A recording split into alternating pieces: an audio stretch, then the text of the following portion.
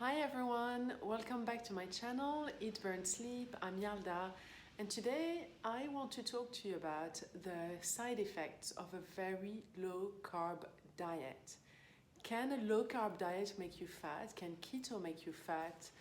Um, I'll tell you my experience with it. I posted yesterday on Instagram a blog post which I wrote a few months ago about the side effects of an extremely low carb diet on the woman's body. It is less relevant for men because of the hormonal side effects of it, but some of the side effects do apply to both sexes, men and women. I have done a very low carb diet for 2 years for health reasons. I suffer from an inflammatory bowel disease, and I started following this extremely low carb diet to settle my stomach down, calm down the bloating, get my gut bacteria back on track. And it does get fed from starchy vegetables, from fruit that are too high in sugar, and I cut all that out. The short-term effect was amazing. I was eating a lot. I was getting super lean. My stomach was totally flat. My stomach issues settled because I suffer from ulcerative colitis. The ulcers healed. I was doing other things. I was taking some collagen and other supplements and probiotics, but going very low carb starved off the bad bacteria, and my gut bacteria massively improved. And I could eat as much as I wanted, and I was ripped. So I thought to myself, oh my God, I found the holy grail. I'm gonna eat like this until I die. It is amazing. I can eat as much as I want at any time. And my diet was mainly breakfast was chicken breakfast would be scrambled eggs and salmon. Lunch would be salad with chicken. Dinner would be, something similar to lunch. And between meals, I'd have lots of nuts. And if I wanted fruit, I'd have low sugar fruits like bananas and apples and berries. Except what happened is, at some point, I started gaining weight again. And not just that, I had many side effects that were not great, and it took me a while to link it to my diet and actually to have the honesty of studying, researching it properly, and being open to the negative side effects of such a diet. Because sometimes, people, when they start something, they can become quite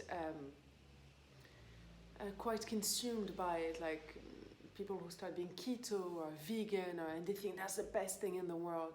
And there is one thing that age teaches me is moderation. Everything in extreme at some point screws you up. And that, unfortunately, had bad side effects for me. So the reason for the weight gain was two things.